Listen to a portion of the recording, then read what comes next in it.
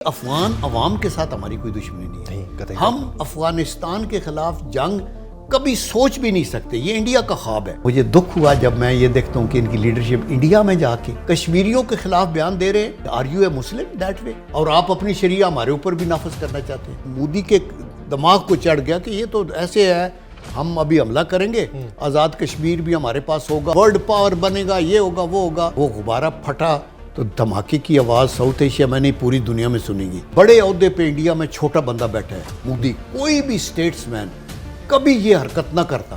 بسم اللہ الرحمن الرحیم. السلام علیکم ناظرین، سنو پوڈ کاسٹ میں خوش آمدید. میں ہوں یاسر رشید. ناظرین، اگر بین الاقوامی منظرنامے کو دیکھیں تو آپ کو یہ دکھائی دیتا ہے کہ پاکستان کی پوزیشن جو 2024 کے آخر میں تھی وہ 2025 کے آخر میں یکسر تبدیل ہو گئی. صرف ایک سال کا دورانیہ. ایک سال کے دورانیے میں ہماری خارجہ پالیسی مضبوط ہوئی، خطے کے دیگر ممالک میں ہماری پوزیشن جو ہے وہ تبدیل ہوئی، اور دنیا کے وہ ممالک جو اپنے قد کے بڑا ہونے کے باعث بہت سارے ممالک کو نظر انداز کر دیا کرتے تھے، ماضی کے اندر کسی سے روابط ہوئے تو مفاد پرستی کے نام پہ ہوئے اور پھر بعد میں اس کو ترک کر دیا گیا. اب اسی پوزیشن میں پاکستان واپس آیا ہے جہاں پہ اس کی جیو اسٹریٹجک پوزیشن کافی مضبوط ہوئی ہے، اور جیو پالیٹکس کے اندر پاکستان کی حیت جو ہے وہ تبدیل ہوتی دکھائی دیتی ہے. دنیا کے بڑے بڑے ممالک جو ہیں ان کی نظریں پاکستان کے اوپر ہیں، اور پھر بہت سارے جو سربراہان مملکت ہے ان کے پاکستان کے دورے، پاکستان میں انویسٹمنٹ، آئندہ آنے والے منظرنامے میں وہ جو چمگوئیاں ہیں کہ 2026 کا سال کیسا ہوگا، تو اسی کے بارے میں بات کی جائے گی. لیکن پاکستان جس جگہ پر موجود ہے، آپ اپنے ہمسائے تبدیل نہیں کر سکتے. ہمسایوں کے ساتھ روابط کس طریقے سے ہوتے ہیں کہ بھارت کے ساتھ ہمارے ہونے والی جو جنگ ہے اس کے جو نتائج تھے وہ پاکستان کے لیے تو مثبت تھے لیکن بھارت کے لیے منفی تھے. اب جس ملک کے لیے منفی تھے وہ اس کی خفت مٹانے کو کیا اقدامات کر سکتا ہے؟ اس جنگ کے بعد سے لے کے اب تک بھارت کے اقدامات کیا رہے، اور اس کی خارجہ پالیسی جن ستونوں کے اوپر اس وقت کھڑی ہے وہ ستون کس حد تک مضبوط ہیں، وہ خطے میں پائیدار امن کے لیے ہیں یا خطے میں انارکی پھیلانے کے لیے ان ستونوں کے ساتھ بم باندھنے گئے. اس موضوع پہ بات کی جائے گی. اور ہمارا ہمسایہ ملک افغانستان کا منظرنامہ کیا ہے، افغانستان کس کی شے پہ چل رہا ہے، افغانستان کے اندر انارکی کیا ہے، خلفشار کیا ہے، انتشار کیا ہے، اندرونی دھڑے تقسیم کیوں ہیں، اور وہ پاکستان کی بجائے کسی اور پہ تکیہ کرنے کی ضرورت کیوں محسوس کر رہا ہے، اور اس کے پیچھے کے مقاصد کیا ہے. اس پورے جیو پالیٹکس منظرنامے کا احاطہ کریں گے. ہمارے ساتھ موجود ہیں پاکستان کے سینئر سیاستدان بھی ہیں اور ایکس سروس مین اتھارٹی کے سربراہ بھی ہیں، سابق جنرل ہیں، جنرل عبدالقیوم صاحب. انہوں نے ہمیں جوائن کیا ہے. ایک توانا اور معتبر آواز، اور یہ وہ آوازوں میں شمار ہوتے ہیں کہ جن کی گہری نظر ہے، وابستگی فوج سے رہی، جیو پالیٹکس پہ گہری نظر ہونے کے ساتھ ساتھ باریک بینیاں وقت کے ساتھ ساتھ اگر ان کا مشاہدہ کیا جائے تو وہ زیادہ اثر انداز ہوتی ہیں. تو اب وہ کس نظر سے اس پوری دنیا کے بدلتے ہوئے منظرنامے کو دیکھ رہے ہیں، اس میں پاکستان کی اس پوزیشن کیا ہے، انہی سے بات کریں گے. جنرل صاحب بہت شکریہ آپ کے وقت کا. Thank you very much. General صاحب، اگر مجموعی طور پر بات کروں اور بات کا آغاز کروں بھارت سے، جنگ کے بعد سے لے کے اب تک اگر خارجہ پالیسی کا محاذ دیکھیں تو بھارت آئسولیشن کا شکار ہوا ہے بہت سارے بڑے مواقعوں کے اوپر. مودی جہاں پہ جھٹ پٹ جانے کو تیار ہو جایا کرتے تھے وہ وہاں سے بھی غائب ہوئے، اور پھر جہاں پہ گئے وہاں پہ صف بندی جو تشکیل دی گئی تھی اس میں بھی مین پورشن سے وہ غائب تھے. تو آپ کیا سمجھتے ہیں کہ جنگ کے بعد کے اثرات نے بھارت کو کس سطح پہ لا کے کھڑا کیا ہے، اور بھارت کے اندرونی سطح کے اوپر اس وقت عزائم کیا؟ جی بسم اللہ الرحمن الرحیم. یاسر، ایک تو آپ کو اسلام آباد میں ویلکم کرتے ہیں. Sir thank you. اور دوسرا، آپ نے بڑا امپارٹنٹ یہ ایشوز ہیں لوگوں کو ان کے اوپر وہ دے وانٹ ٹو نو کہ کیا ہے. دیکھیں، جب 20ویں صدی کی ابتدا ہوئی تھی نا تو اس وقت ایک برٹش جیوگرافر تھا جان میکندر. اس نے ایک پیشن گوئی کی تھی کہ اس نے یہ کہا تھا کہ جو بھی طاقت یوریشیا کے ہارٹ لینڈ کو کنٹرول کرے گی وہ ورلڈ کو کنٹرول کرے گی. ایسے ہی. تو ابھی with the passage of time, دوسری جنگ عظیم کے بعد، پھر کولڈ وار کے بعد جب امریکہ یونیپولر ورلڈ بن گیا تو ابھی وہ ٹائم آ گیا ہے کہ ان کی یونیپولر سٹیٹس ایروڈ ہو رہا ہے، ڈیگریڈ ہو رہا ہے، اور دنیا ابھی نہ یونیپولر میں ہے نہ ملٹی پولر میں ہے، اور چائنا اور یہ گروپ جو ہے یہ آگے آ رہا ہے، اور یوریشیا کے اوپر کنٹرول رشیا، چائنا اور اس ایریا کا ہے. اس فضا کے اندر دو ملک ہیں دنیا کے جن کے اپنے جو ہے نا وہ خود پسندی کے یا ایکسپیشنسٹ ڈیزائنز ہیں.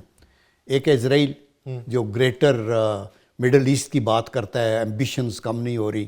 روگ ہے, یونائٹڈ نیشن کے چارٹر کو نہیں مانتا, ریزولوشن کو جوتی کی نوک پہ رکھتا ہے, جو انٹرنیشنل کورٹ آف جسٹس کے نہیں مانتا. اور دوسرا ہے انڈیا جو کہ اکھنڈ بھارت کے چکر میں ہے جی. اور ابھی تک جب سے 1947 سے پاکستان بنا انہوں نے ہمارے وجود کو تسلیم نہیں کیا, ان کو کھٹکتا رہا. اور پھر جائے کہ آپ نیوکلیئر بن گئے اور میزائل طاقت بن گئے اور پڑوس میں آ کے ایک سٹرانگ, تو انہوں نے ایک بہت پروپیگنڈا نیگیٹو کیا. آپ بات کر رہے تھے نا کہ 2024 میں پرسیپشن اور تھی, ابھی پرسیپشن اور تھی. یہ اللہ کا کرم ہے, بہت خدا کی مہربانی ہے کہ یہ وہ ہے.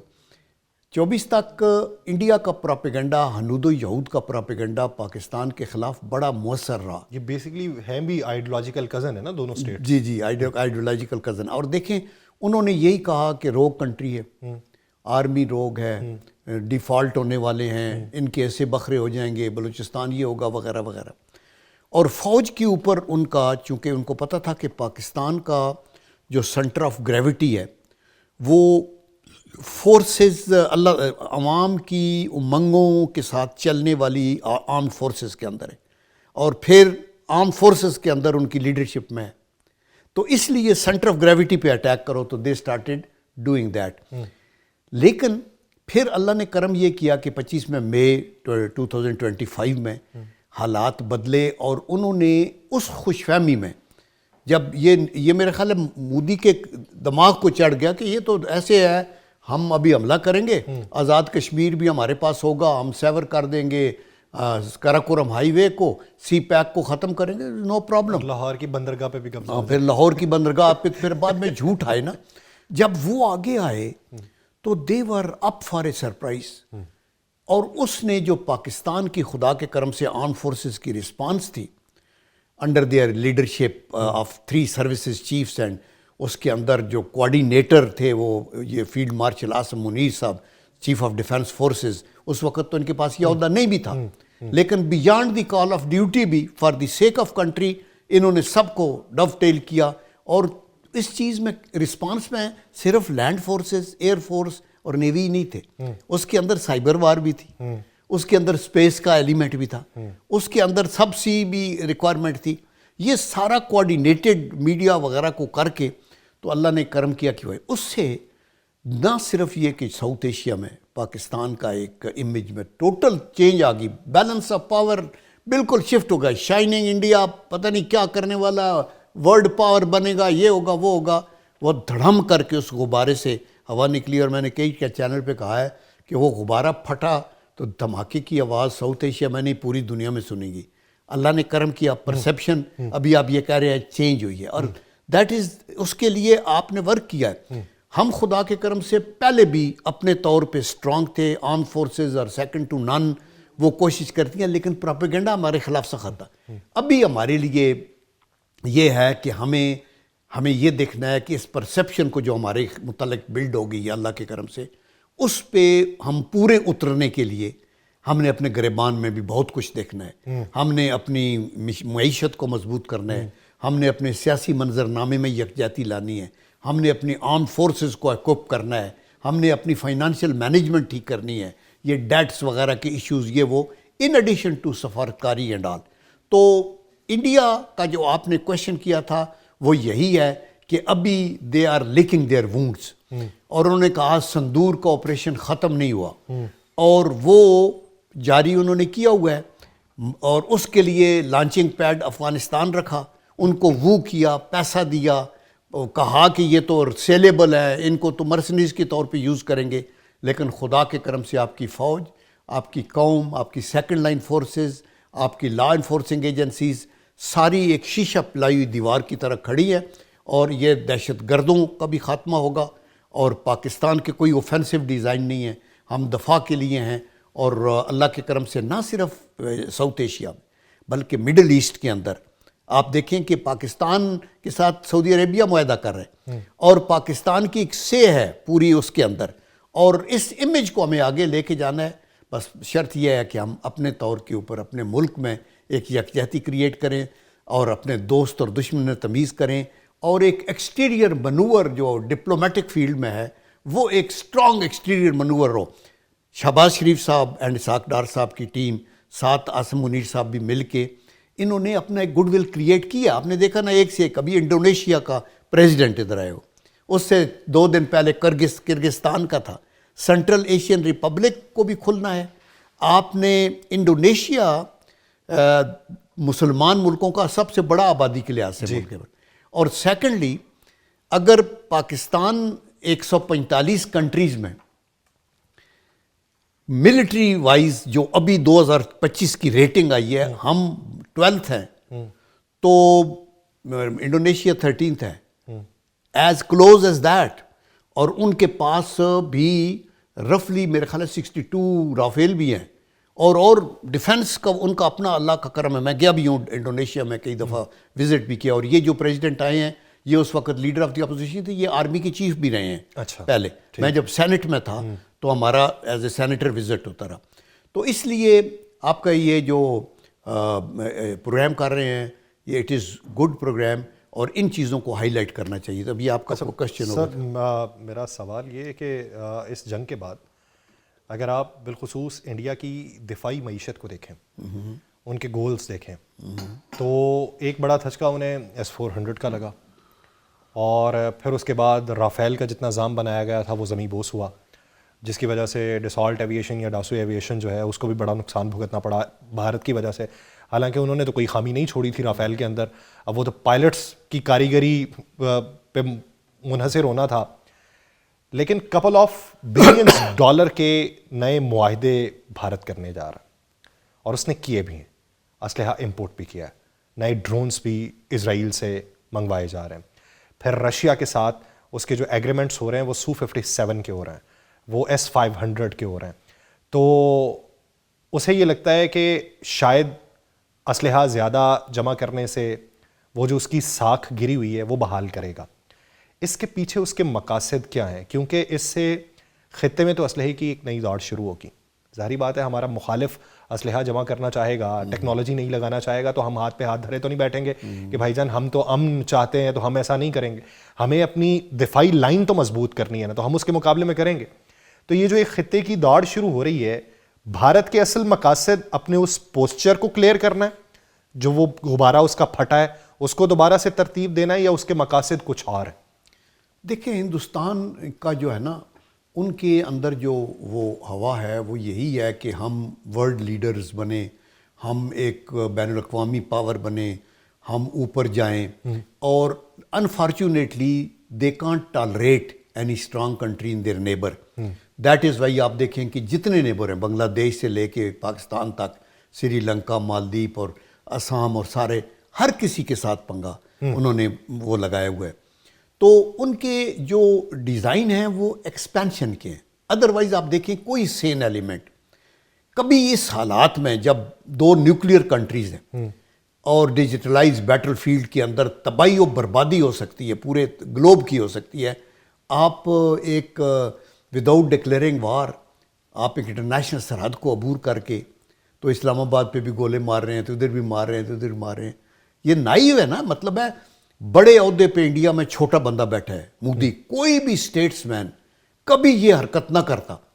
اور یہ خودکش حملہ تھا جس میں وہ اپنی ساکھ بھی گما بیٹھے. اور یہ وہ ابھی ایک تو وہ اس کو ریسٹور کرنے کی کوشش ہے, اور دوسرا پہلے انہوں نے یہ ایک فراڈ کی رکھا کہ ہمیں اچھے جہاز چاہیے, ہمیں ٹینک چاہیے, ہمیں توپیں چاہیے, چونکہ ہم نے چائنا کا مقابلہ کرنا ہے. پاکستان تو دیر از نو پرابلم, ہمارے لیے کچھ بھی نہیں ہے. لیکن جتنا اسلحہ ملا اس کی ڈپلائمنٹ, یعنی 13 لاکھ فوج میں سے 7 سے 8 لاکھ تو کشمیر میں ہے, اور باقی جو 6 لاکھ فوج ہے اس میں بھی 3-4 لاکھ فوج پاکستان کے خلاف ہے. پیچھے تو آپ نے سینٹر میں کچھ رکھا ہوا ہے نا. چائنا کی طرف تو آپ نے کچھ ایک آدھ کور کے کچھ ایلیمنٹس تھے, ان کو بھی انہوں نے لداخ میں مارا, ککے مار مار کے پیچھے پانی میں گرا دیا, اور کچھ بھی نہیں. اس کے علاوہ 1962 میں انہوں نے پنگا لیا تھا چائنا کے ساتھ, وہ کچھ بارڈر کے ڈسپیوٹ تھے. جب وہ انہوں نے آگے آئے تو بلیو می کہ یہ اس طرح دوڑ کے ودرا کر رہے تھے کہ پیچھے سے انہوں نے آوازیں دے کے روکا کہ ہم اس سے آگے نہیں آ رہے, ادھر ہی ٹھہر جاؤ, یہ تمہارا ہی ہے. تو اس لیے کیا پیدی اور کیا پیدی کا شور. دیکھیں سائز کے ساتھ ملک مضبوط نہیں ہوتے. آپ کی اسٹرینتھ کا جو دار و مدار ہے it is not on the vastness of the area that you occupy اور دی پاپولیشن کی جو اسٹرینتھ ہے وہ بڑی ہے. It depends on your commitment, on your combat worthiness. آپ نے بات بڑی اچھی کی نا کہ آپ رافیل جہاز جو مشین ہے وہ تو ٹاپ آف دی لائن ہے, لیکن it is the main behind the گن. آپ اس کو چلانے والا کوئی, ابھی آپ نے وہ جو تیجس کا ادھر کیا تو ان کے شو میں لے کے آئے ہیں, بیسٹ جہاز لے کے آئے ہیں دبئی میں, اور وہ شولوں کی لپیٹ میں چلا گیا. تو یہ ہے, تو اس لیے ایمبیشنز ہیں. ایمبیشن ہے پاکستان کو پریشرائز کرنا, پاکستان کو ڈی نیوکلرائز کرنے کی طرف لے جانا, پاکستان کی فوج کی ریپوٹیشن کو ایروڈ کرنا, لیڈرشپ کے اوپر اٹیک کرنا, اور اس کے لیے یہ جو ہے نا ہائیبرڈ وار کے جو ایلیمنٹس ہیں ان میں اور تو بہت ہیں. آپ کا سائبر وار بھی وہ شروع کیا ہوا ہے, اکنامک آئسولیشن کی بھی وہ بات کریں گے, ڈپلومیٹک ہماری آئسولیشن کی بھی بات کریں گے, لیکن 2 are important. 1 is terrorist attacks, paid terrorist Kulbhushan Yadav type, and 2nd is propaganda, information narratives west میں آگے پیچھے, تاکہ پاکستان کو بیڈ لائٹ میں شو کیا جائے. تو ہمیں ایک تو انفارمیشن پہ آپ لوگ جو ہیں, ہماری فرنٹ ڈیفنس لائن ہے, آپ لوگ یہ جو پروگرام کر رہے ہیں, لوگوں کو اویئر کر رہے ہیں, ایک یہ ہے. اور دوسرا ٹیررزم کے اوپر جہاں تک تو طاقت کا استعمال ہے وہ تو فوج کرے گی جب آپ اس پہ اٹیک کریں گے, چونکہ یونائٹڈ نیشن کا جو چارٹر کا آرٹیکل 51 ہے وہ آپ کے سیلف ڈیفنس میں آپ کو الاؤ کرتا ہے کہ آپ کریں اور اپنے دفاع کریں, اور پھر یونائٹڈ نیشن کو رپورٹ کریں, اور پھر UN سیکیورٹی کونسل اس کو ہینڈل کرے اور اپنی فوج بھیجے. لیکن مسئلہ یہ ہے کہ ہماری پریارٹی افغانستان کے ساتھ جنگ کی نہیں ہے. یہ کبھی بھی ہمارے اس موضوع پہ جانے سے پہلے آپ نے جو گفتگو کی اس میں سے ایک جزوی طور پہ ایک بات ہے جو رہ گئی ہے. اگر ابھی بات میں کروں, کوئی نظریاتی اختلاف رکھے اور میں اس پہ امپوز کر دوں تم غدار وطن ہو, تم کسی کے پروپیگنڈے پہ کام کر رہے ہو, تو کسی حد تک بات درست بھی ہے کیونکہ پروپیگنڈا تو ہو رہا ہے. لیکن میں ایک عام پاکستانی ہوں, مجھے عام فہم زبان میں ان کو سمجھانا ہے. یعنی میں کسی ABC پولیٹیکل پارٹی سے تعلق رکھتا ہوں, میرا نظریاتی اختلاف ہے, سیاسی اختلاف ہے, لیکن اس وقت میں کہ جب بین الاقوامی سطح کے اوپر پاکستان کی ایک پوزیشن بنی ہے اور آپ کا دشمن سوچ رہا ہے کہ کوئی نہ کوئی بیچ میں سے چیز نکالی جائے تاکہ بین الاقوامی سطح کے اوپر آپ کا نیریٹو کل کیا جائے, اس میں ہو سکتا ہے وہ مجھے فنڈ نہ کر رہا ہو, ممکنات میں سے وہ مجھے فنڈ نہ کر رہا ہو, لیکن میں کہیں نہ کہیں لاشعوری طور کے اوپر اس کے نیریٹو کا ساتھ دے رہا ہوں اپنے نظریاتی اختلاف پہ جو مجھے لگتا ہے برحق ہے. تو مجھے سمجھانے کو آپ کے پاس جملے اور تھاٹ کیا ہے کہ آپ مجھے سمجھا سکیں کہ یہ وقت نہیں ہے, اختلاف ہے وہ بعد میں کر لینا, بعد میں اپنی رائے رکھ لینا, بعد میں اپنی بات منوا لینا. اس وقت میں جب دنیا شفٹ ہو رہی ہے اور دشمن ملک یہ چاہ رہا ہے تو تم لاشعوری طور پہ اس کا ساتھ دے رہے ہو, تو اس کو کیسے سمجھائیں گے؟ بہت اچھا کوشچن ہے, اور یہ ہم سب کی ذمہ داری ہے کہ سب کو بتائیں. ہم سب کوئی پولیٹیکل گروپ سے ہیں, کوئی آرم فورسز سے ہیں, کوئی میڈیا سے ہے, کوئی بزنس مین ہے, لیکن ایک چیز کو ہمیں یہ دیکھنا ہے کہ یہ جو ملک ہمیں ملا ہے یہ اللہ کی بڑی نعمت ہے. آپ وہ دیکھیں ان لوگوں کی حالت جن کو ملینز آف پیپل جو ڈسپلیس ہو کے ادھر آئے, کچھ ادھر سے ادھر گئے, اور کتنی قربانیاں اور کتنی ایفرٹ ہمارے فاؤنڈنگ فادر نے دی, اور آپ کی فوج نے کتنی قربانیاں دیں اس ملک کو بچانے کے لیے. انڈیا تو چاہتا تھا کہ بھوٹانائز کر دیں پاکستان کو اور یہ بالکل کسی طریقے سے آگے نہ چلے, دوڑ بھی انہوں نے شروع کی. تو ہمارے لوگوں کو, ہماری یوتھ کو یہ سمجھنا چاہیے کہ پاکستان فرسٹ. ہم اپنے اختلافات بھلے ہو سکتے ہیں, سیاسی زندہ قوموں میں ہوتے ہیں, خاندان میں ہوتے ہیں, ایکسکیوز می, لیکن یہ جو آزادی ہے ملک کی, میں نے کئی ٹی وی چینل پر بتاتا ہوں کہ میں نے کہا تھا کہ یہ اگر پاکستان آزاد نہ ہوتا تو کیا عبدالقیوم جنرل بن سکتا تھا؟ کیا ہمارے جو لوگ یہاں پرائم منسٹر اور گورنرز اور چیف منسٹر بنے ہیں, کیا یہ متحدہ ہندوستان میں جہاں اتنی نفرت ہے مسلمانوں کے خلاف, وہاں یہ کونسلر کا الیکشن بھی جیت سکتے تھے؟ تو اللہ نے ہمیں اپنا دیا, ایک ملک دیا, اور اس کی purpose for creation of Pakistan کیا تھی؟ to not to only have a piece of land, but to establish a government اور ایک ایسی آزادی حاصل کریں جس سے ہم اپنے ایمان، اپنے تقوی، اپنے جو فیتھ کے مطابق اپنی زندگی بسر کر سکیں، اپنے کلچر کو پروموٹ کریں، اپنی ماؤں بہنوں کی عزت کو بچائیں. تو یہ ایک بہت بڑا مشن ہے. تو آپ اگر کوئی اس سٹیج کے اوپر جب دشمن بھی ہم پہ حملہ آور ہے تو آپ ایک کاؤنٹر نیریٹو بنا کے کوئی لنڈن سے ادھر، کبھی آپ IMF کے سامنے مظاہرہ کے پیسے نہ دیں، ڈیفالٹ ہونے کا آپ کو پتہ ہے کہ فلائٹیں بند ہو جائیں گی، آپ کا یہ ہوگا وہ ہوگا، کس کو نقصان ہوگا؟ اور اسی طرح آپ قراردادیں منظور ہو رہی ہیں، آپ کے انٹرویو چھپ رہے ہیں انڈیا میں اور اسرائیل میں. کیا اسرائیل اور انڈین جو ہیں وہ عمران خان صاحب سے محبت کرتے ہیں؟ قطعی طور پہ نہیں. جب جنگ لگی تھی پچھلی آپریشن ابھی بھی سوال ہی نہیں پیدا ہوتا. وہ صرف اس لیے فائدہ اٹھا رہے ہیں. کیا وہ افغانیوں سے محبت کرتے ہیں؟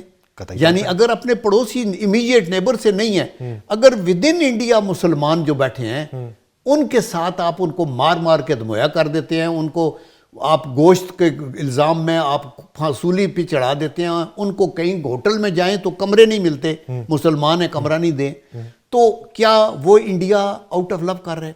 اگر وہ پروجیکٹ کرتے تو آؤٹ رائٹلی آپ کے ریجیکٹ کرے کہ میرا ملک ہے، میرا اپنا مسائل ہے، انڈیا مت اس طرح انوالو کرے.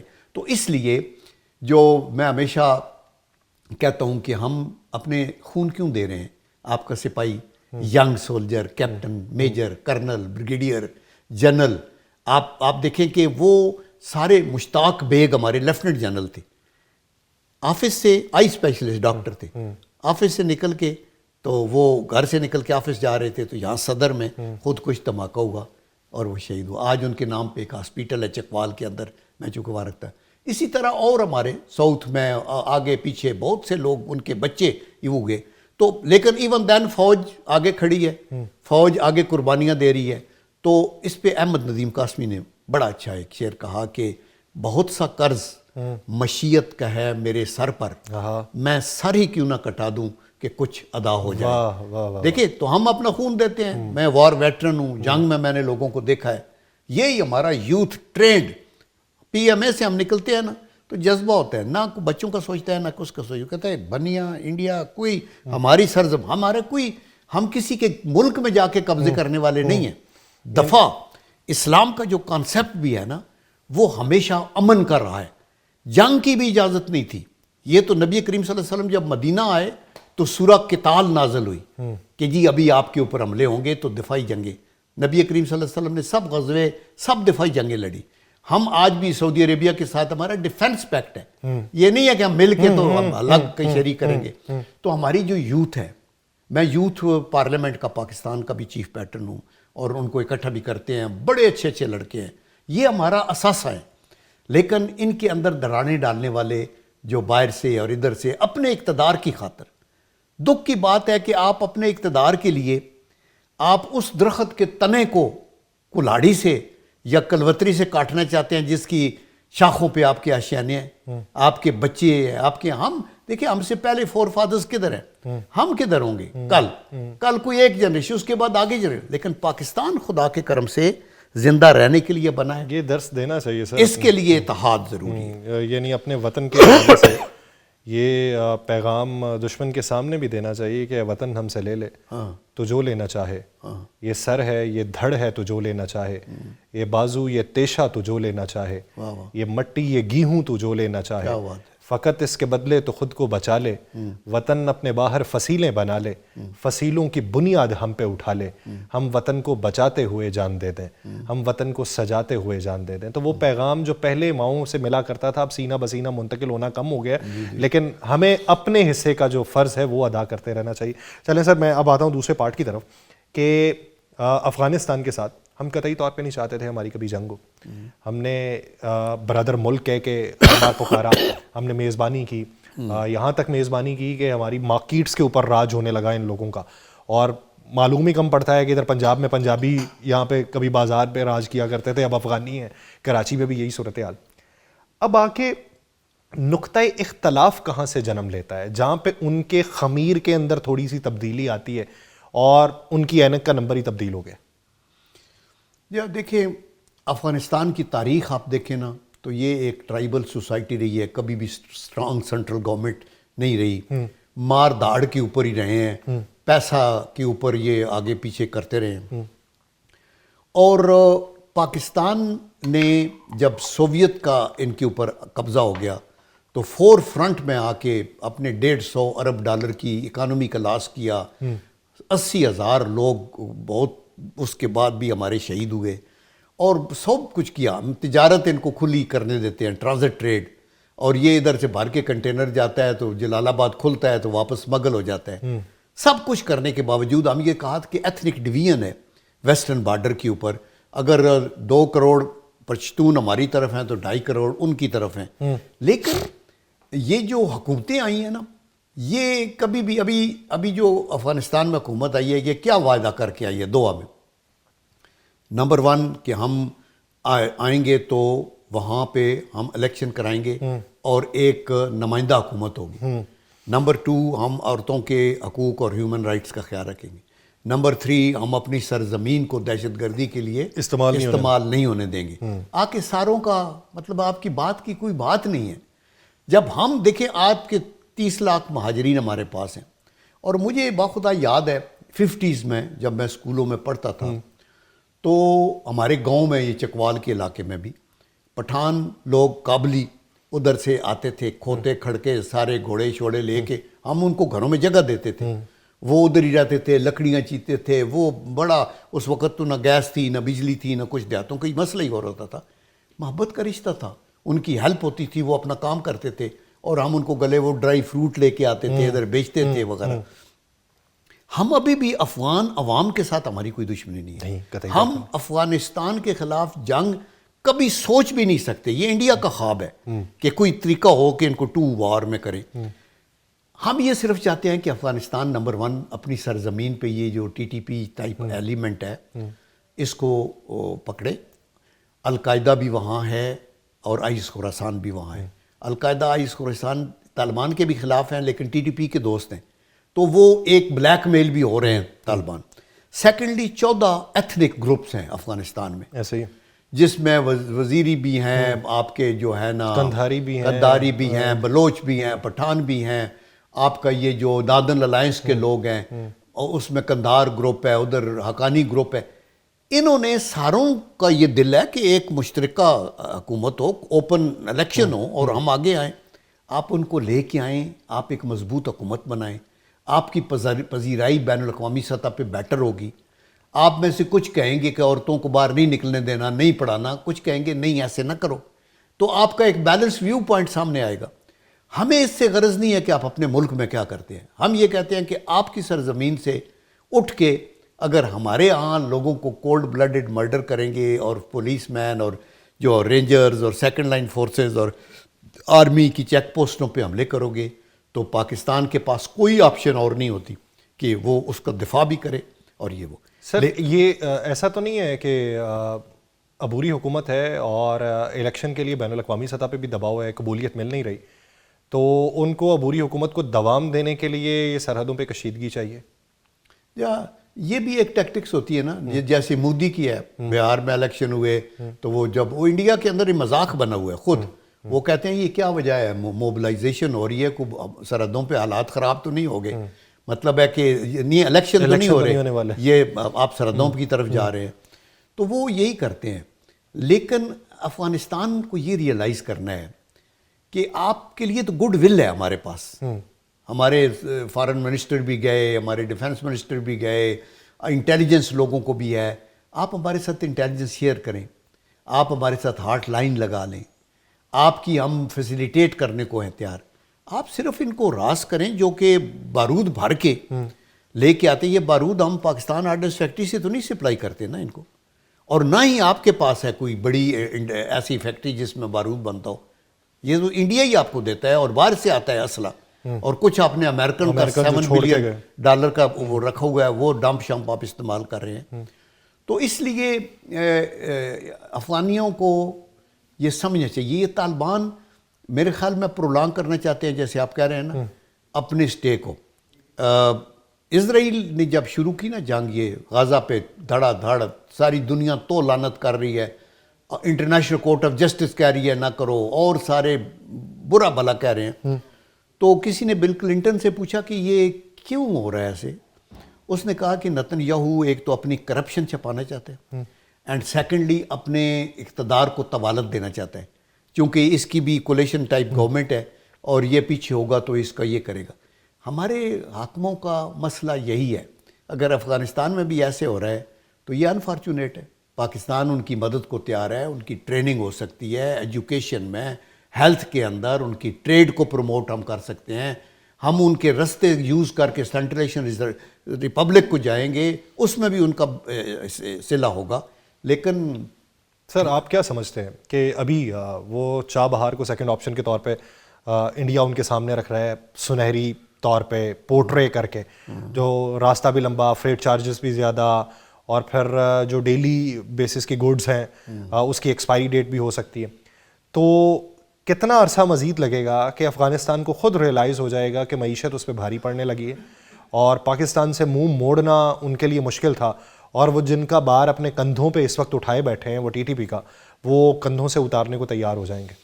افغانستان کی جو تباہی آج تک ہوئی ہے نا پچھلے 30 سالوں میں, اس کے ذمہ دار خود افغانی ہیں. اس کی وجہ یہ ہے کہ انہوں نے جب سوویت کا بھی مسئلہ ہوا, انہوں نے اپنے اندر ایک صدر کو قتل کیا, دوسرے کو صدر کو قتل کیا, اور تراکئی گیا, حفیظ اللہ گیا, اور اندر انہوں نے کبھی بھی اوپر ناردرن الائنس میں ان میں لڑائی, وہ احمد شاہ مسعود کی فورس اوپر ہوتی تھی, حقانی گروپ ادھر تھا, یہ وہ. پھر جب امریکہ نے ان کو کہا کہ جی یہاں سے دہشت گردی ہو رہی ہے تو آپ اسامہ بن لادن کو روکیں, انہوں نے کہا نہیں جی ہمارا تو مہمان ہے. ابھی اس مائنڈ سیٹ کو کیا سیال, پھر انہوں نے تورا بورا کے اوپر ڈیزی کٹر اور بنکر بسٹر مارے اور سب کچھ کرتے رہے, پھر وہ بھاگے کیے. ملا عمر کے پاس ہمارے لوگ بھی گئے, انٹیلیجنس کے لوگ بھی گئے کہ جی وہ یہ کہہ رہے ہیں کہ اگر یہ بے قصور ہے تو ہم کچھ نہیں کہتے, آپ ہمیں ایکسیس دے اور ہمیں یہ.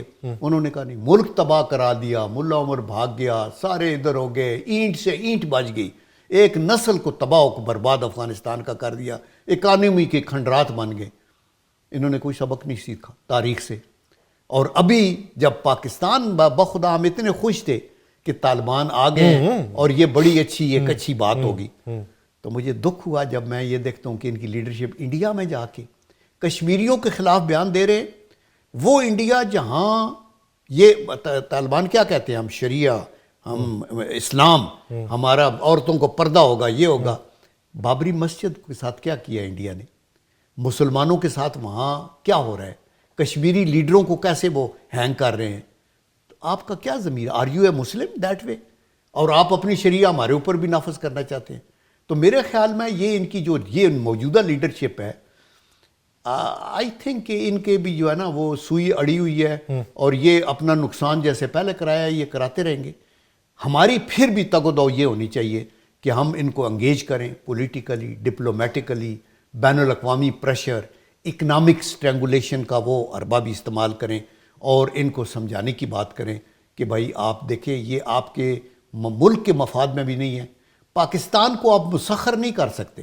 25 کروڑ کا نیوکلیئر پاکستان جس کو انڈیا 5 گنا بڑا کچھ نہیں کر سکا, آپ نے کیا کرنا ہے؟ تو آپ کیوں یہ آپ بیل مجھے مار, دیوار سے ٹکر لگانے کی کیا ضرورت ہے؟ سر میرا ایک آخری سوال, جب آپ کہتے ہیں کہ اس وقت دنیا نہ یونی پولر ہے نہ ملٹائی پولر ہے, تو ایک جنگ تو ہم نے فتح کر لی, لیکن اس کو سسٹین کرنا سب سے بڑا مرحلہ ہوتا ہے.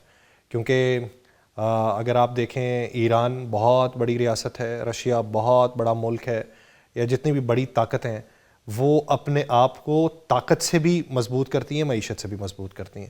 تو طاقت کے اعتبار سے اور خارجہ پالیسی کے اعتبار سے وہ لابنگ جو ایک لمبا عرصہ ایک بڑا گیپ دیکھا گیا خارجہ پالیسی, ہمیں یونی پولر اور ملٹائی پولر میں اپنی بہترین پوزیشن کے لیے 2026 میں کس کس ممالک سے فوری طور کے اوپر اپنے ٹائز مضبوط کرنا ہے جس سے ہماری پوزیشن مضبوط ہو؟ دیکھیے پہلی بات تو یہ ہے فنڈامنٹل کہ چائنا کے ساتھ ہمارے بڑے گہرے تعلقات ہیں, ان کو کبھی بھی ایروڈ نہ ہونے دیں, ان کو ری انفورس کریں. سی پیک اور جو آپ کے ایکسکلوسیو اکنامک زونز ہیں, چائنا کی آج کی ترقی کا جو منبع ہے نا, جو کارڈینل پوائنٹس ہیں وہ ان کے EPZs ہیں وغیرہ, ان کو آپ مضبوط کریں اور اس کو چلائیں اور کبھی کمپرومائز نہ کریں چائنا کے ساتھ, کبھی مس انڈرسٹینڈنگ نہیں ہونی چاہیے, نمبر 1. ٹھیک. نمبر 2 مڈل ایسٹ ہے. مڈل ایسٹ کنٹریز میں ابھی آپ کی پذیرائی ہے, چونکہ قطر پہ حملہ ہوا اسرائیل کا, سارے تھوڑے کیے, ابھی آپ نے سعودی عربیہ سے جو پیکٹ کیا اس سے آپ کی ایک گڈ ول میں اضافہ ہوا, GCC کنٹریز کو بھی اس کے اندر لے آئیں اور ڈیفنس کا بے شک معاہدہ کریں, لیکن سٹریس آپ کی اکنامک کوآرڈینیشن اور ٹریڈ میں ہونی چاہیے. 2 چیزیں ہوگی. تیسرا سینٹرل ایشین ریپبلکس, ان کو ابھی پرائم منسٹر نے کہا کہ کرگستان والے جو ہیں وہ ہمارے ملک سے تھرو پورٹوں پہ جا سکتے ہیں. ہم کہتے ہیں سارے ان کی 5-6 ریاستیں جو ہیں سب, قزاقستان ہے اور یہ ازبکستان سب کی بڑی ہے, یا ان کے تقریباً 8 کروڑ کی آبادی ہے یہ ٹوٹل سینٹرل ایشین ریپبلکس, اور یہ رچ ہیں گیس اور اس کے اندر ان کو, لیکن اس کے لیے افغانستان کی پوزیشن بیٹر کی جائے گی تو یہ چیز آگے بڑھ سکے گی. یہ کریں, لیکن اکانومی کی بنیاد بھی انٹرنل سٹیبلٹی پہ ہے. صحیح. اس کے لیے ہمیں یہ دیکھنا ہوگا کہ گیو اینڈ ٹیک کے اوپر آپ تھوڑا سا تحمل مزاجی کے ساتھ, آپ کے جو لوگ ہیں جو بالکل بے روی کی طرف ہیں ان کو بھی ساتھ لے کے دیں. دیکھیں ہم نے دہشت گردوں کو بھی ڈی ریڈیکلائز کیا تھا, جو لوگ قتل و غارت کر رہے تھے پکڑے گئے تھے. مجھے یاد ہے جنرل اشفاق پرویز کیانی کے ٹائم میں 150 ہم نے ان کے اوپر ٹائم لگایا ڈی ریڈیکلائی. ہم پولیٹیکل لیول کے اوپر بھی جو لوگ ایکسٹریم سائڈ کے اوپر جو کلٹ ریڈن ہیں, جو بالکل سیاہ و سفید کیا, جو دوسرے کو جو ان کی کلٹ کے مطابق نہیں چلتا اس کو وہ بالکل غدار سمجھتے ہیں, یا ایک دوسری سائڈ پہ جائیں تو ان کو اپنا ملک کا دشمن سمجھنا شروع کرے, تحریک انصاف وغیرہ.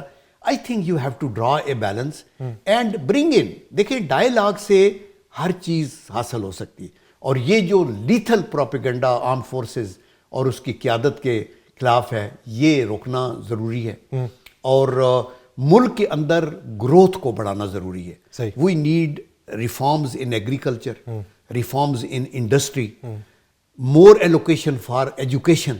چائنا میں گیا تو میں نے ان کو کہا آپ کی ترقی کا راز کیا ہے؟ انہوں نے کہا ہم نے انجینئرز پروڈیوس کیے ہیں, 90% ایجوکیشن, اور ویسٹ جو ہے وہ سروسز کے پیچھے گیا ہے, ہالی ووڈ بالی ووڈ فلانا ٹھکانا یہ وہ. کہتے ہیں کہ دیٹ از دی ریزن کہ آج آپ دیکھیں, میں 2 مہینے پہلے ادھر تھا اور میں نے دیکھا کہ ورلڈ لیڈر ہے, وہ کہتے ہیں solar energy we are world leader, آپ الیکٹرانک گاڑیاں ہم وی آر ورلڈ لیڈر, ہم جو آرٹیفیشیل انٹیلیجنس روبوٹس کے اندر, اور بہترین ان کا وہ کام ہے. کیوں؟ محنت کی یکسوئی کے ساتھ, یہ لیگ پولنگ نہ کریں. آپ کے پاس آئین ہے, ٹرائیکاٹمی آف پار پہ چلے, آپ سسٹم کو مضبوط کریں, اپنے اپنے پیرائے میں اپنا اپنا وہ گیم کو کریں, اور ٹالرنس ایک دوسرے کو سنیں. بردباری کا مظاہرہ کرنا چاہیے, اور جو یہ گول ہیں یہ اپنے سیٹ کرنے چاہیے, ماضی سے سیکھنا چاہیے, حال میں جینا چاہیے, مستقبل کی تگ و دو کرنی چاہیے. بہت شکریہ جنرل عبدالقیوم صاحب اس حوالے سے اپنا وقت دینے کے لیے. ناظرین پوڈ کاسٹ کا وقت ختم ہوا چاہتا ہے, مجھے دیجیے اجازت. آپ سے ملاقات ہوگی کسی اور ایپیسوڈ میں. اپنا بہت سا خیال رکھیے گا. اللہ نگہبان.